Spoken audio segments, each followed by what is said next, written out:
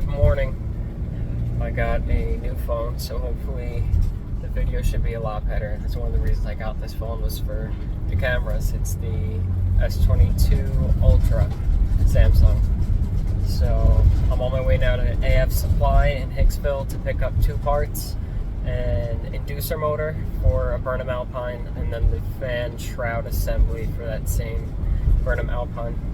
Mike had gone to this call. It was an emergency service, and the customer had removed the jacket on the unit. It had the red screen of death, so he was going to try to figure out what the issue was. And in doing so, he broke the smaller fan blade on the inducer motor that's on the outside, the plastic one. And from what I know, the inducer motor intermittently works. So picking that up and putting that in, and hopefully it goes smoothly and there's no other issues. And I'm also going to be doing a full maintenance on the unit because I don't think a full maintenance has ever been done. And I have the whole Burnham Alpine service kit that has all those little gaskets and a few other little parts in case anything else needs replacement, like the flame rods or the igniters, temperature sensors. So hopefully he doesn't need any of those, but usually the fluid temperature sensor cap needs to be replaced. Whatever they made it out of from the factory, it just disintegrates over time. So it's a new silicone piece that comes with special lubricant that's heat rated to keep a tight seal. And I'll show that if it needs to be replaced. Of course, during the daytime, there's always something going on Sunrise Highway going east. I don't know what happened with this guy. Maybe there's an accident behind him, but close two lanes and everybody's trying to merge. And he's carrying off the bumper. I guess that car was involved. Maybe it's his friend. The light turns green. I'll see if I can see what's wrong. And let's see. Oh, his wheel fell off. Looked like his wheel fell off. So I'm on my way to the job now, and I'm just showing on the iPad that little symbol that says "on my way." If you click it, it shows multiple options, but when you click "on my way," it sends the customer a text. So I'm on my way, and he'll be ready for me to be there, which is nice. Okay, so here is that Burnham Alpine, and here's the cover on that inducer motor, which was pulled off. And here's that fan, which it's very, very tight, and it's pretty destroyed. You can see he took this jacket off, which is over here, part of it's over there. And one thing I like to do when I'm doing these is make sure I have everything down here and ready, so I don't need to go running back and forth to the truck, wasting time. So I have my Burnham service kit, the Testo, shop vac, my wrench set, socket set. Here's the new parts, tool bag, iPad, and the machine. So I'm gonna get started following the service manual. I've done this a few times, so I know it by heart almost. So I'll start with disconnecting the electrical, turning off the gas, turning off the power supply, and pulling the unit off. My electric's off, my gas is off. I was going to pull this condensate trap, but this clip is broken, and I can very clearly see that this trap is clear, and I'll blow through it. Actually, I won't blow through it because that'll blow it into the heat exchanger, but I'll make sure it's clear. Now I have to take the flame sensor off and the igniter. Having this panel off is really nice because I can actually easily access the Molex connectors for the fan motor assembly. I use this Klein 27-in-1. It's not going to focus. Tamper screwdriver set. And it's got all the different tips for Torx, more importantly, because these screws right here are Torx and fits in nicely. The only thing is the tip itself snapped off on the last Burnham Alpine because the screws were seized up. So it's shortened, but it still fits. And here's the flame igniter and the sensor. Although they're really dirty, they're not warped or beat up or anything like that. This is how the new ones come. So I'm just going to clean them off as best I can, and if they look good, those will be usable.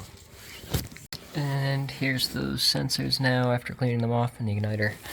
Now I remove these bolts around the combustion chamber cover, and the whole fan assembly will come out, and I can clean out the heat exchanger, and I can remove and replace this fan motor and the shroud assembly, the swirl plate in there. Okay, so our union is disconnected and the gas pipe is removed. Have my knee resting on it, the bolts are removed, the 10mm bolts coming around the edge, and now I can take this out. I'm going to actually use both hands and I'll show you the inside. So here's that mesh that the gas and air mixture is pushed through for the flame. And here's the heat exchanger. And I think this is the dirtiest one I've ever seen. Let's see if I can kinda, that gunk is, it's kinda just like stuck on there. It's a little bit sticky, so I'll give this a scrub with the plastic bristle brush, and I'll disassemble this, and I'll also vacuum this off. I'll vacuum that out. I'll hit this lightly with the brush, and here's that fan motor that's going. Here's the new fan motor, and I have the swirl plate in that bag. Here's all that crud that came off of the mesh tube, and the heat exchanger is still pretty dirty. I'm trying to scrub it, but it's so sticky, it just doesn't want to come off. And it doesn't say anywhere that you can use water to clean these. And I don't think water would even help, because I think it's some type of oil. So I'm just going to keep scrubbing at it and try my best to get everything out. And then I'll vacuum it. And here's that motor. The swirl plate's inside of this. And I'm going to disconnect the fan from this, maybe called a Venturi. I'm not sure, because I know Navian has something similar that they call it. But then I'll remove the gas valve and the swirl plate, and I have to mark everything with a marker to make sure I know the proper orientation of it all. And I can confirm there was never a full service on this, because this screw has never been touched. And those need to be removed in order to completely disassemble the unit and service it. So this will be the first service this unit's ever had. And here we have the gas valve removed. And you can see this has some pretty, I wouldn't say, yeah, it's damaged. I don't know if the heat or something just kind of disintegrated this plastic, but the next step is to pull off this plastic cover. And I have my mark right here for this, and my mark right here for the whole plastic cover. And pretty clean inside there. And it's fairly clean inside of here. And let's shine a light in there for the blower wheel.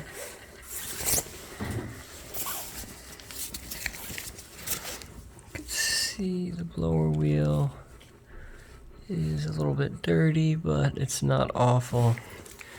But I can't even spin it. Whereas this one, do it carefully, spins very freely. So that's what will be going on and replacing this. Here's that new inducer assembly with the new shroud put in.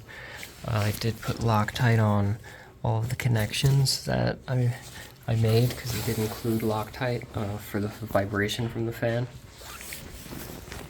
And here's the inside of that heat exchanger. It is cleaner. I don't think I will ever be able to get this perfect, but it's a lot better than what it was beforehand. So I'm going to start reassembling everything and then checking everything else out. Okay, putting this cover on was probably the most difficult part. 50% of these screws were stripped, so they're doing nothing really, and the cabinet was bent right here, and that caused all the holes to not line up. I still have to tighten these ones with the long Navian screwdriver. All of these were disconnected and off, and of course I couldn't get those to line up with the pipes pulling on it, but I got everything in.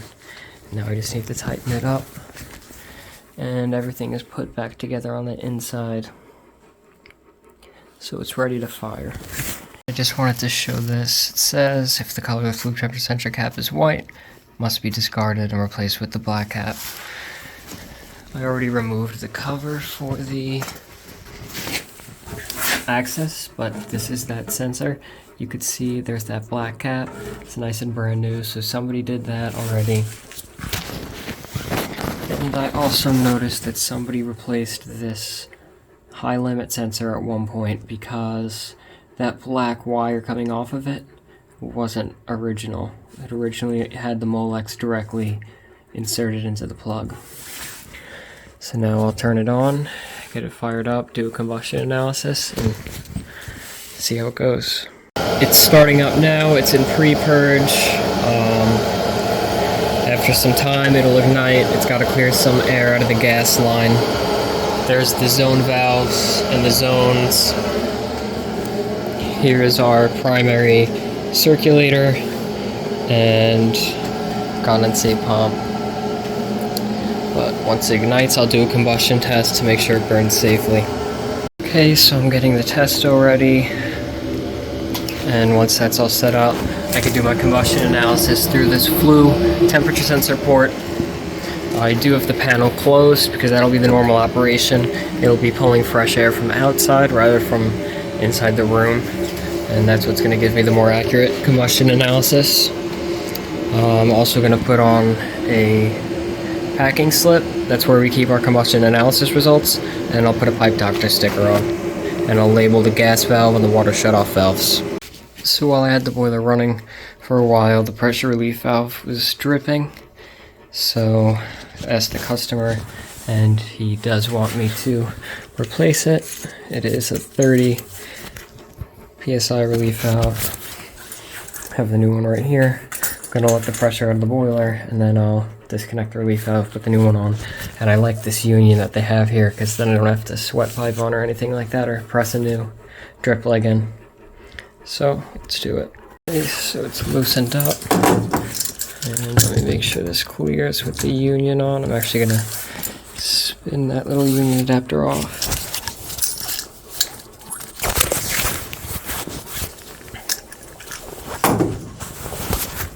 Okay, now I'm gonna quickly disconnect this.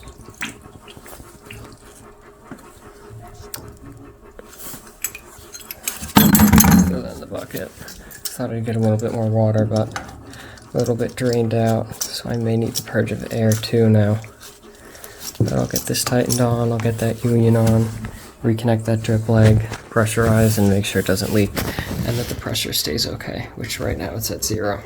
So the new one is in, pressure's holding it around 20, and it's heating. There's a lot of zones to heat, but it'll get there eventually. Here's our combustion analysis, and I did put on one of the nice new pipe doctor stickers because I like the Burnham Alpines. So I finished up with that. Everything went well. Customer was very happy. She said that it had not been serviced, at least since they owned the home, I think was how she put it, but there were clearly a couple things that have been done to it. Turn left onto Broadway. I'm surprised at how dirty the heat exchanger was and how much gunk there was in it.